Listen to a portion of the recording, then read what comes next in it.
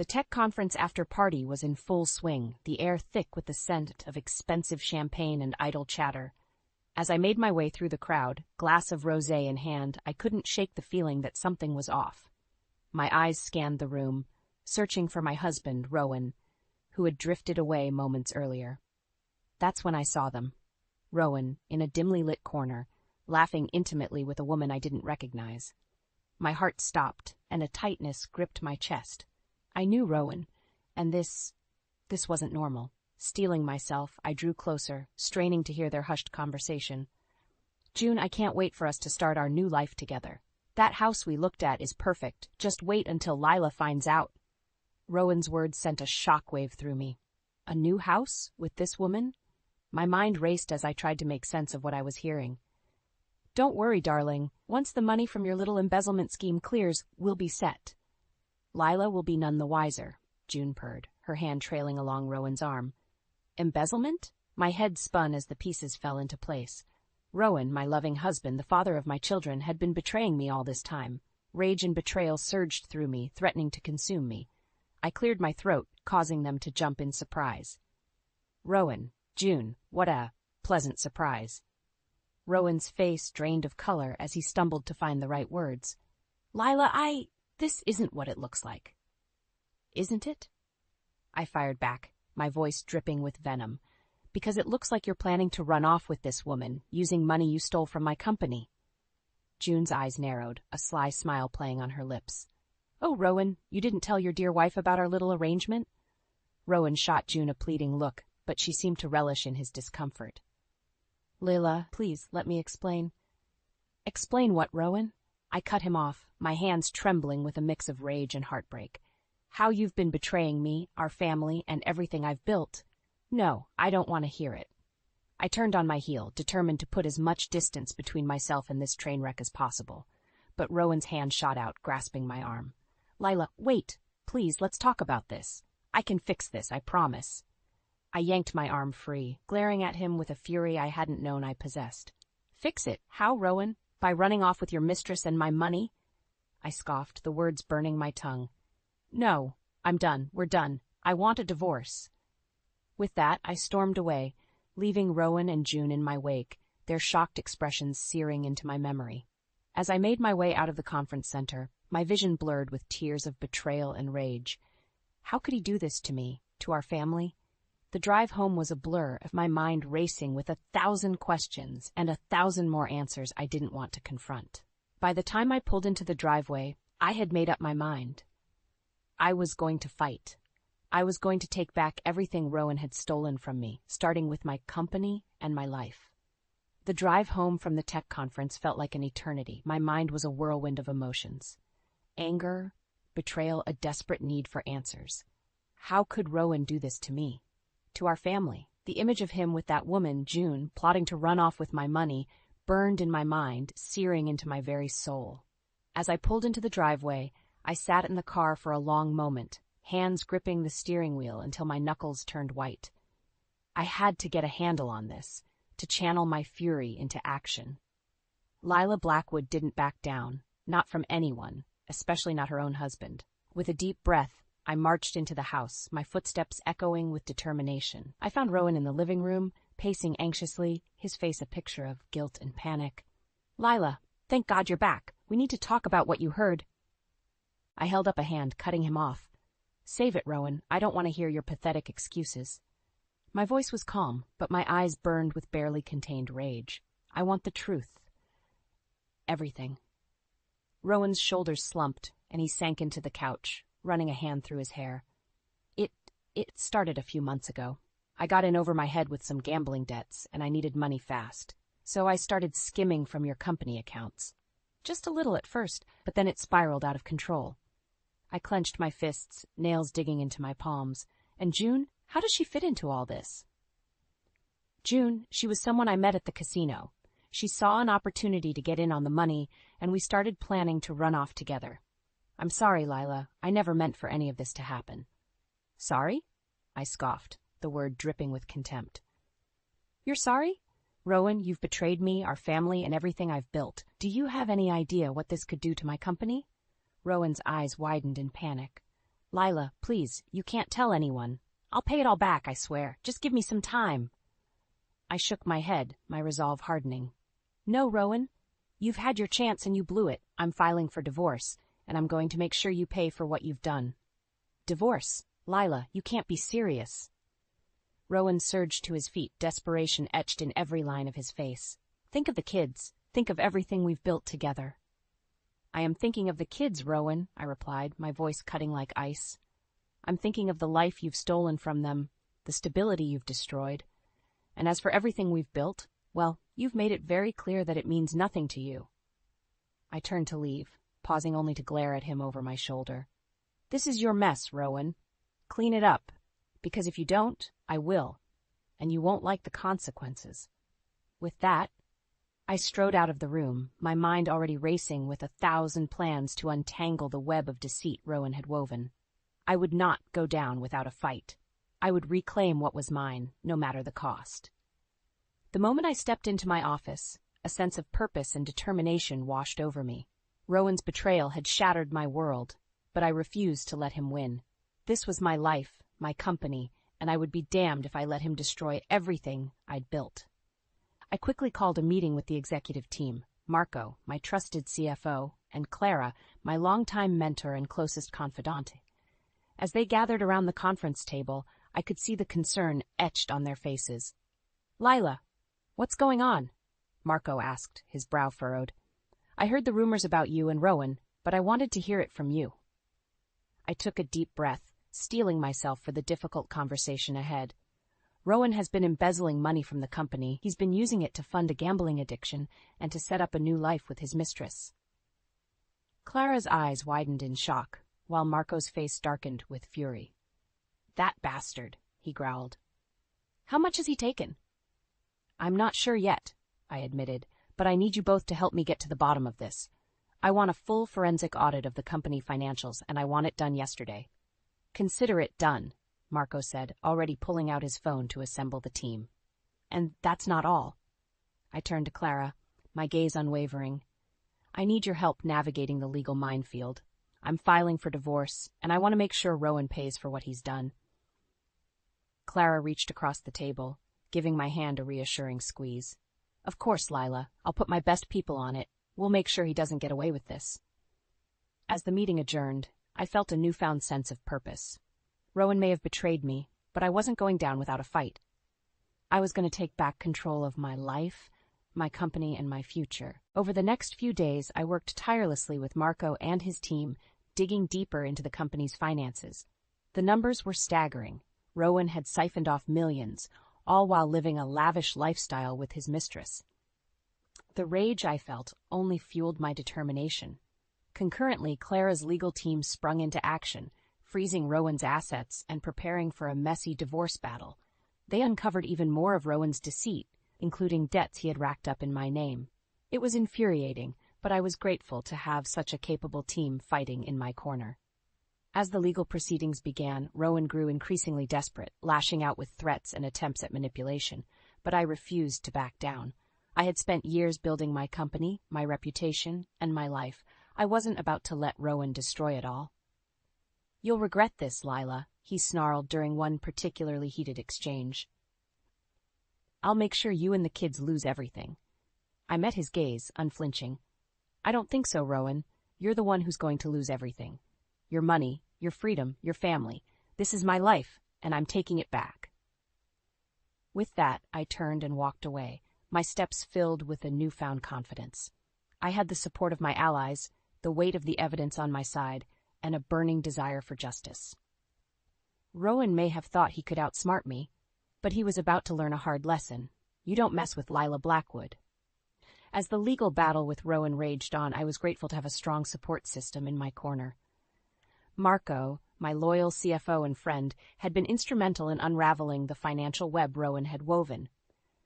He worked tirelessly, poring over every transaction, every account, to piece together the full extent of the embezzlement. And then there was Clara, my trusted mentor and confidant. Her legal team was a force to be reckoned with, navigating the treacherous waters of the divorce proceedings with a skill that left Rowan's lawyers floundering. They uncovered even more of Rowan's deception, from hidden assets to fraudulent loans taken out in my name. "This is a mess, Lila," Clara said during one of our strategy sessions. "But we're going to make sure Rowan pays for what he's done. I promise you that." I nodded, feeling a surge of gratitude and determination. "I know, Clara. I couldn't do this without you and Marco. You two have been my rocks through all of this." Clara reached across the table, giving my hand a gentle squeeze. "That's what family is for. We're in this together, Lila. All the way." I smiled, feeling a weight lift from my shoulders. With Clara and Marco by my side, I knew I could face anything Rowan threw at me. But Rowan, it seemed, was not one to go down without a fight. As the proceedings dragged on, his desperation became more and more apparent. He resorted to threats, trying to intimidate me into backing down. "You think you can just take everything from me?" he snarled during one particularly heated exchange. "I won't let you, Lila. I'll make sure you and the kids suffer for this." I held my ground, refusing to be cowed by his empty threats. "The only one who's going to suffer is you, Rowan. You brought this on yourself. Now you're going to face the consequences." Rowan's face contorted with rage, and for a moment I saw a glimpse of the man I thought I knew, the man I had loved and trusted. But that man was long gone, replaced by a desperate, greedy individual who had betrayed everything we'd built together. As the legal proceedings continued, Rowan's behavior only grew more erratic. He lashed out at my allies, threatening Marco and even going so far as to confront Clara in her own office. "You're all a bunch of vultures, circling around to pick at the scraps of my life," he shouted, his face twisted with fury. "I won't let you take everything from me." Clara, ever the picture of composure, simply regarded him with a cool, steady gaze. "The only person taking anything from you, Rowan, is you. You've done this to yourself, and now you're going to pay the price."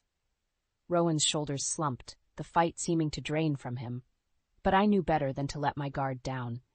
This was a man who had shown himself capable of the most despicable betrayals, and I couldn't afford to underestimate him. As I left Clara's office, I couldn't help but feel a sense of foreboding. Rowan was a wounded animal, and wounded animals were the most dangerous. I knew that the final showdown was still to come, and I had to be ready for anything. As the legal battle with Rowan dragged on, I knew I had to take matters into my own hands. The constant threats, the whispers of his crimes, and the strain it was putting on my company and my family, it was becoming too much to bear. That's when I decided to go on the offensive. With the help of my trusted friend and PR maven, Samantha, I crafted a carefully orchestrated plan to expose Rowan's misdeeds to the world. "It's time to shift the narrative, Lila," Samantha said, her eyes gleaming with determination. "Let's take control of the story before Rowan can spin it to his advantage." I nodded, my resolve hardening. "I'm ready. Whatever it takes to bring him down and protect my company and my family." Over the next few weeks, Samantha worked tirelessly, using her extensive network of media contacts to plant the seeds of Rowan's downfall. She fed juicy tidbits to the tech press, hinting at the scandal brewing behind the scenes, the embezzlement, the gambling, the Mistress. It didn't take long for the story to pick up steam. Soon, headlines were blaring, and the public was clamoring for more details. Rowan, who had once been a respected figure in the industry, found himself thrust into the spotlight for all the wrong reasons. When the sharks began to circle, Rowan grew increasingly desperate, lashing out at me and my allies, but we were ready for him. "You think this is going to save you, Lila?" He spat, his eyes wild with fury. "You've only made things worse. Now the whole world knows what a conniving bitch you are." I met his gaze, unflinching. "No, Rowan, the whole world knows what a despicable, greedy man you are, and they're going to watch as you pay for your sins." Rowan let out a humorless laugh. "You really think you can win this? You have no idea what I'm capable of." "Oh, but I do," I replied, my voice dripping with contempt, "and that's why I'm going to make sure you never hurt me or my family ever again." With that, I turned and walked away, leaving Rowan seething in his own impotent rage. I knew that the worst was yet to come, but I was prepared. I had the support of my allies, the weight of the evidence on my side, and a burning desire for justice. As the media storm raged on, I continued to work tirelessly with Samantha and my legal team to ensure that Rowan's misdeeds were exposed for all to see. We leveraged every connection, every resource at our disposal, until the truth became impossible to ignore. Rowan's gambling addiction, his lavish lifestyle funded by my company's money, his betrayal of our family, it all came pouring out, a torrent of revelations that left him reeling. I watched with a grim satisfaction as his social and professional standing crumbled, his once vaunted reputation reduced to ashes. And through it all I remained steadfast, my focus laser-sharp on the ultimate goal, reclaiming my life, my company, and my future. Rowan had taken so much from me, but I was determined to take it all back, and then some. As the final showdown in the courtroom loomed, I knew that the stakes had never been higher, but this time I was the one in control. This time, Rowan would answer for his crimes, and I would emerge victorious. The day of the final courtroom showdown had arrived, and I couldn't help but feel a surge of nervous anticipation coursing through my veins. After months of legal battles, of exposing Rowan's deceit and betrayal, this was the moment of reckoning.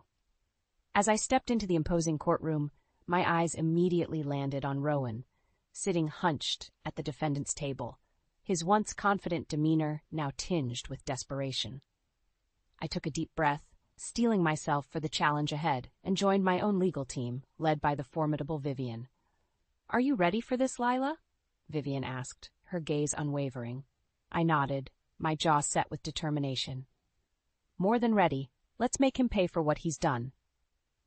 The proceedings began with Vivian laying out the evidence, the meticulous paper trail of Rowan's embezzlement, the damning financial records, the testimony of those he'd wronged. With each passing moment, Rowan's face grew paler, the noose tightening around his neck. But just when I thought the case was all but won, Rowan's lawyer pulled a surprise witness, June, the woman he'd been planning to run off with. As June took the stand, her eyes darted around the courtroom, a mixture of fear and defiance etched on her face. I didn't know the full extent of Rowan's crimes," she stammered. "I only found out about the embezzlement and his gambling addiction after he dragged me into his scheme." Rowan's lawyer pounced, sensing an opportunity. "So you're telling us that my client kept you in the dark about his illegal activities?" June hesitated, her gaze flickering to where I sat. "Yes, that's right, Rowan. He lied to me, just like he lied to his wife. I had no idea what he was doing until it was too late." The courtroom erupted in a flurry of murmurs, and I felt a surge of triumph. Rowan's carefully crafted web of lies was unraveling before our eyes. Vivian wasted no time in seizing the advantage. "So, Miss June, are you telling this court that you were an unwitting accomplice in Mr. Blackwood's criminal activities?" June nodded, her voice trembling. "Yes, that's exactly what I'm saying. I'm sorry for what I've done. I never meant for any of this to happen." Rowan's face contorted with fury, and he leaped to his feet, his chair clattering to the floor. "You backstabbing bitch!" he bellowed, his eyes wild with rage. "How dare you turn against me?" The judge slammed his gavel, his voice booming through the stunned silence. "Order in the court. Mr. Blackwood, you will control yourself or be held in contempt." Rowan sank back into his seat, his shoulders slumped in defeat. I couldn't help but feel a sense of grim satisfaction wash over me. This was it, the moment I'd been waiting for, the moment Rowan would finally face the consequences of his actions.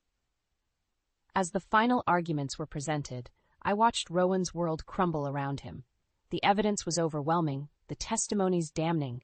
There was no escape, no way for him to wriggle out of this. And when the verdict was read, sentencing Rowan to a lengthy prison term and stripping him of his assets, I felt a weight lift from my shoulders. Justice had been served, and I had emerged victorious. Rowan's betrayal had been laid bare for all to see, and now he would pay the price. As I left the courtroom, I couldn't help but feel a sense of bittersweet triumph. I had won, but at what cost? The pain of Rowan's betrayal still stung, and the scars would take time to heal. But I knew that I was stronger for it, and that I was ready to start anew, to reclaim my life and my future. The verdict had come down, and Rowan's world crumbled around him. As he was led away in handcuffs, his face contorted with a mix of disbelief and rage, I couldn't help but feel a sense of grim satisfaction. "This isn't over, Lila," he shouted, his voice laced with desperation. "I'll make you pay for this, I swear." I simply regarded him with a cool, steady gaze. "No, Rowan, this is over. You've lost everything, your freedom, your money, your family, and now you're going to pay the price for your betrayal." With that, he was whisked away, the heavy courtroom doors slamming shut behind him. I let out a deep breath, feeling as if a weight had been lifted from my shoulders. The nightmare was finally over. In the days and weeks that followed, the full extent of Rowan's downfall became painfully clear. His assets were seized, his reputation in tatters, and his once vaunted status in the tech community reduced to ashes. The media, once obsessed with his rise to power, now gleefully reported on his spectacular fall from grace. As for me, I emerged from the ordeal stronger and more determined than ever. With the help of my loyal allies, I set about the task of rebuilding my life and my company. Marco, my trusted CFO, worked tirelessly to restore the financial stability that Rowan had threatened to destroy, while Clara's legal team ensured that I retained full custody of our children and a significant portion of our joint assets. "You've come out of this a warrior, Lila," Clara said, a proud smile tugging at the corners of her mouth. "Rowan thought he could break you, but you've proven him wrong. Now it's time to reclaim your life." I nodded, feeling a surge of determination. That's exactly what I intend to do. I won't let Rowan's betrayal define me. This is my chance to start fresh, to build something even better. And that's exactly what I did. With a renewed sense of purpose, I poured my energy into my company, steering it to new heights of success. I used my experiences to create a foundation dedicated to supporting and empowering other women entrepreneurs, ensuring that they never had to face the kind of betrayal and adversity that I had endured. As for Rowan, his downfall was swift and unforgiving. Stripped of his wealth and social standing, he found himself adrift, a pariah in the very community he had once dominated. Attempts to rebuild his life were met with scorn and rejection, a constant reminder of the consequences of his actions. I couldn't help but feel a twinge of pity for him, but it was quickly overshadowed by the anger and resentment that still simmered within me.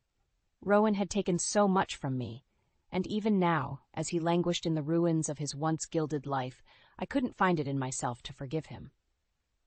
"You brought this on yourself, Rowan," I said, when he reached out to me one final time, his voice laced with desperation. "And now you have to live with the consequences." With that, I severed all ties, determined to move forward and never look back. Rowan's betrayal had changed me, but it hadn't broken me. If anything, it had forged me into a stronger, more resilient woman, one who was ready to take on the world and win. As the dust settled on the tumultuous events that had upended my life, I found myself standing at the precipice of a new chapter. Rowan's betrayal had shaken me to my core, but it had also forged me into a stronger, more resilient woman. I was determined to take back control of my life and my future, and that's exactly what I set out to do. With Rowan's assets and embezzled funds returned to me, I was able to not only stabilize my company but propel it to new heights of success. The public's sympathy was firmly on my side, and I leveraged that goodwill to secure lucrative contracts and investments. My team, led by the ever-reliable Marco, worked tirelessly to streamline operations and capitalize on the newfound momentum. "It's like a weight has been lifted off our shoulders, Lila," Marco said during one of our strategy meetings. "Now that Rowan's mess is behind us, we can focus on taking this company to the next level."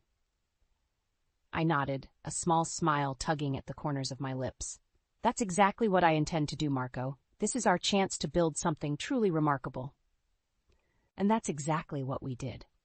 Over the following months, I poured my energy into not only rebuilding my company, but also creating a foundation to support other women entrepreneurs. The Lila Blackwood Foundation, as it came to be known, was a passion project that allowed me to channel my experiences into empowering others who faced similar challenges. "You're an inspiration, Lila," Clara, my trusted mentor, told me during the foundation's launch event. "The way you've risen from the ashes of Rowan's betrayal is a testament to your strength and resilience." I felt a swell of pride, but also a twinge of bittersweet emotion. "It wasn't easy, Clara. Rowan's actions nearly destroyed me, but I refused to let him win. This foundation is my way of ensuring that no other woman has to go through what I did." Clara squeezed my hand, her eyes shining with pride. "And that's exactly why it's going to be a success. You've turned your pain into purpose, Lila. That's the mark of a true leader."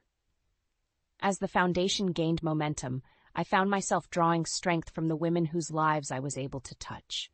their stories of triumph over adversity, their determination to forge their own paths. It all served as a powerful reminder of why I had embarked on this journey in the first place. And then one day, as I was reviewing the Foundation's latest initiatives, I received an unexpected call. It was Rowan, his voice tinged with desperation. "Lila, please, you have to help me. I've lost everything, my money, my freedom, my reputation. I'm a pariah, and I have nothing left." I paused, my finger hovering over the end call button. A part of me wanted to simply hang up, to let Rowan wallow in the consequences of his own actions. But another part, a small, stubborn part, urged me to at least hear him out. "What do you want, Rowan?" I asked, my voice measured and calm. There was a long pause on the other end of the line, and I could almost feel the weight of his shame. I want to start over, Lila. I want to make amends, to try and rebuild my life. But I can't do it alone. Please, help me." I took a deep breath, my mind racing with 1,000 thoughts. After everything Rowan had put me through, could I really find it in myself to offer him a second chance? Could I, the woman he had betrayed so deeply, be the one to extend a lifeline? In the end, the decision wasn't as difficult as I had anticipated. "Rowan, I can't forgive you for what you've done. The damage you've caused is too great, and the trust you've broken can't be mended." I paused, steeling myself for what I was about to say next. "But if you're truly serious about starting over, about making amends, then I'll help you. On one condition. You have to be willing to work for it. Nothing will be handed to you this time." There was a moment of stunned silence, and then a faint, fragile voice came through the receiver. "Thank you, Lila. I won't let you down. I promise." As I hung up the phone, I felt a strange mix of emotions, a lingering resentment, a sliver of hope, and a profound sense of purpose. Rowan's road to redemption would be a long and arduous one, but if anyone could walk that path, it was him. And if he succeeded, perhaps there was a chance for true healing, for both of us. With a renewed sense of determination, I turned my attention back to the Foundation, ready to forge ahead and continue making a difference in the lives of women everywhere. This was my new beginning, and I was determined to make the most of it.